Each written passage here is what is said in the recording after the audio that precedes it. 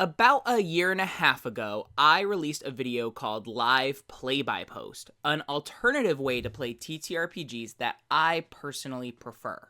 In a nutshell, rather than sitting around a live in-person table where the role-playing is more like improv acting, Live Play-by-Post is done through a VTT, our preference is Roll20, where you actually write out the roleplay like a play-by-post forum, except live together.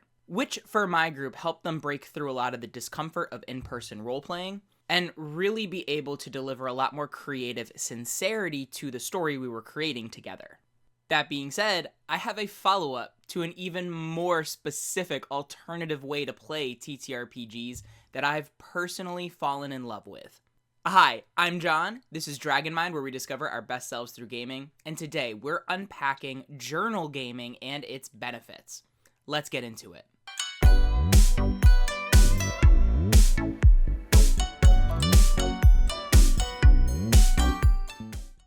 Alright, there's this popular meme in the TTRPG community that a lot of prospective game masters really want to just write a book. While I understand the kind of humorous place that this suggestion is coming from, it's not actually terrible advice. From a lot of personal conversations I've had with game masters that I know in real life and online, a lot of them cross to the other side of the screen because they have a specific world or story they'd like to explore.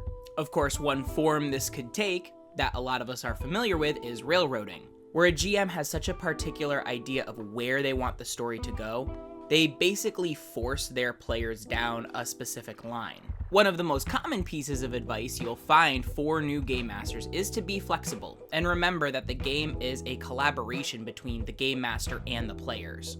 Still, a few years ago, my friend Ian from Incendium RPGs asked me my thoughts on solo TTRPGs, something I had never really heard before. Now, just as a warning, my personal understanding of all this terminology is a little bit messy, so I might use a term incorrectly here or there. So listen more to the point I'm making than necessarily my advocacy for a specific term. Now, from my understanding, the way most people understand a solo TTRPG is a game system where the use of dice, tables, prompts, and oracles help a single player drive the action. And usually as part of this gameplay, there's some kind of journaling element. From a quick Google search, two really notable examples are Ironsworn and Thousand Year Vampire. And while journaling is a component of these solo TTRPGs, the journaling practice by itself was actually the thing I latched onto the most. In fact, I love the journaling part so much.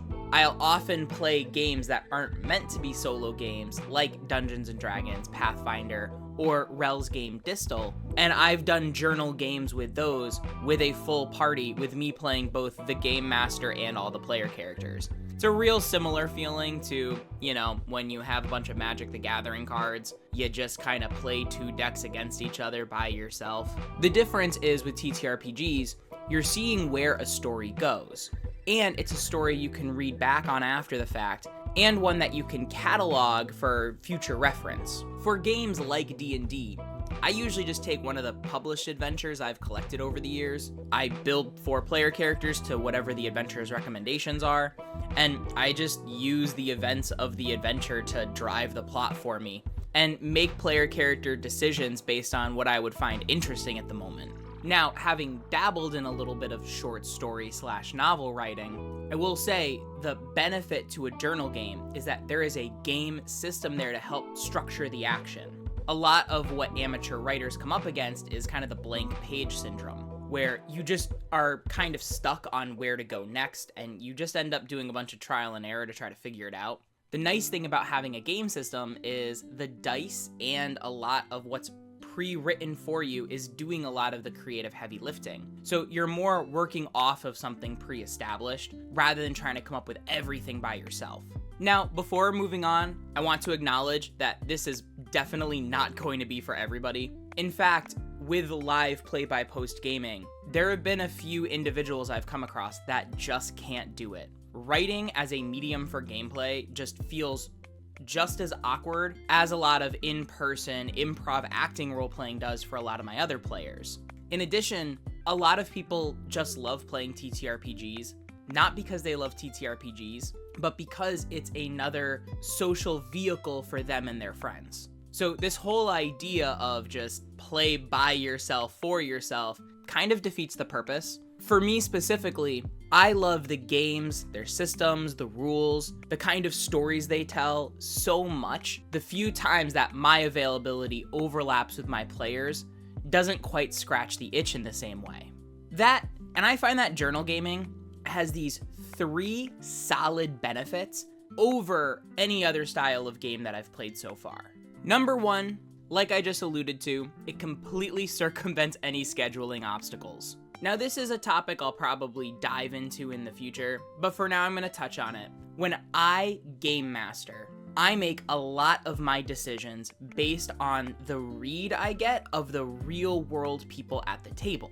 If the group wants to be a little more silly or comical, I'm going to approach my decision making a lot differently than a group that really wants to get into their character's mindset and do more of a deep role-playing type experience. I found that there's a lot of overlap between my experience as a career martial arts instructor and tabletop game mastering.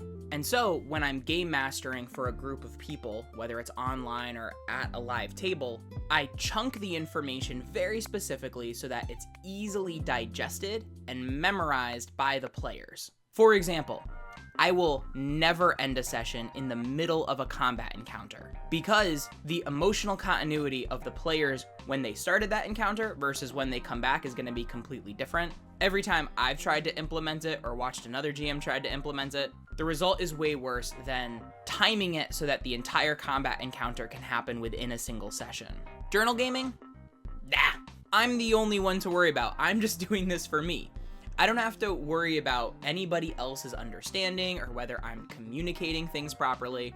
There have been plenty of times I'll be in the middle of someone's turn. In D&D terms, they've taken an action but not a bonus action yet, but I leave the story and go and come back. And when I get that itch for wanting to play a TTRPG, and my group isn't ready until, a month or 2 months away, it's something I can do right now to stay connected to the hobby and stay connected to the community.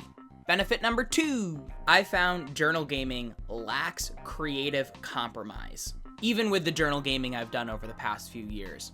I will say, my favorite TTRPG moments are still ones that have happened with a group, where players have surprised me with really neat ideas, either in terms of narratives or maybe a mechanical solution. And still, there have only been maybe 2 or 3 sessions where I haven't felt as the game master I've had to compromise somewhat of what I wanted out of the game in order for everyone else to have a good time. And I'm not complaining about it. I think in a lot of ways the end result ended up being better.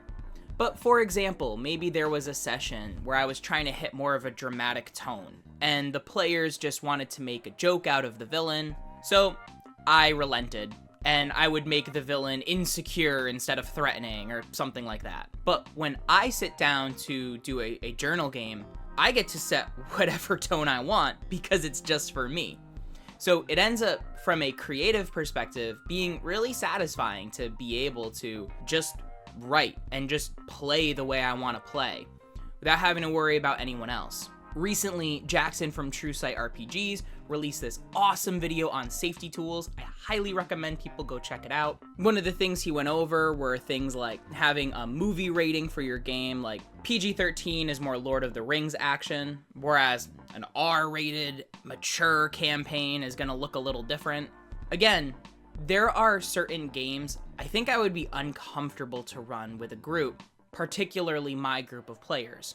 A lot of these horror games, like I just downloaded the World of Darkness Humble Bundle. There are really cool ideas, lore, mechanics in those products, but I don't want to run them for my mom. It's icky. But if I'm just playing with them at home, why not explore them a little bit? Who's gonna judge me? Me?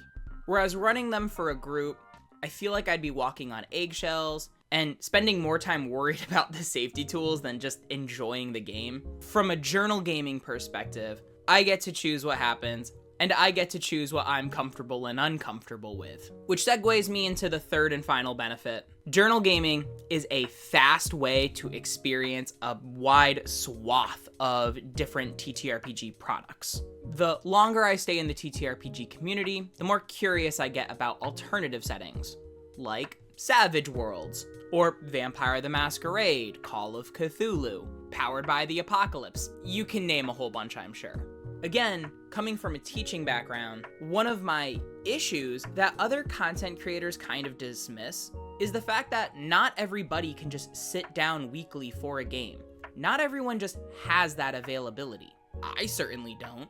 So when we have, say, one game a month, maybe, that we can all sit down to enjoy with each other, I don't think it's unreasonable for the group to want to play something that they know they're going to enjoy and not get distracted by with like new mechanics or setting information to memorize or anything. That's why I think a lot of groups just stick with D&D or a system like it, because they know how it works already.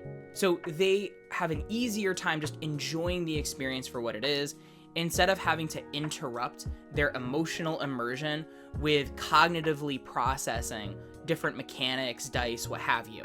And like I said, not every system is gonna fit every group.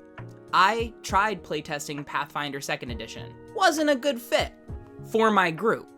There were a lot of things that, as a designer and as a personal TTRPG enjoyer, I really liked about Pathfinder 2nd Edition. So ultimately, I can just run it for myself. Mike Merles from the Lazy RPG Talk Show will often talk about, as a game master, if you're familiar with a lot of different systems, you can pick up little things here or there to refine the experience you're delivering, even with a more well-known system like D&D. Maybe there's like a little random table you really like, or there's some little homebrew rule that you can steal from another system to add to your game.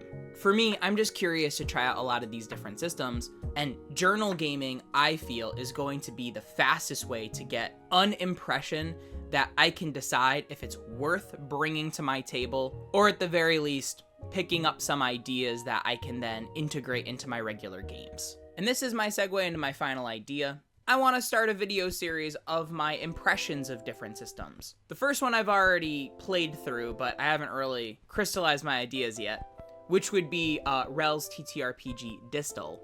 I did a review of that a little while ago, but now actually having playtested the system for myself, I want to give some more in-depth thoughts. After that, the next system will be Call of Cthulhu, and then we'll see which one I feel like next. Until then, I want to hear what you have to say. Have you ever, or would you consider trying journal gaming? What lesser known system would you be excited to see more content of on YouTube? And real broadly, what excites you most about TTRPGs?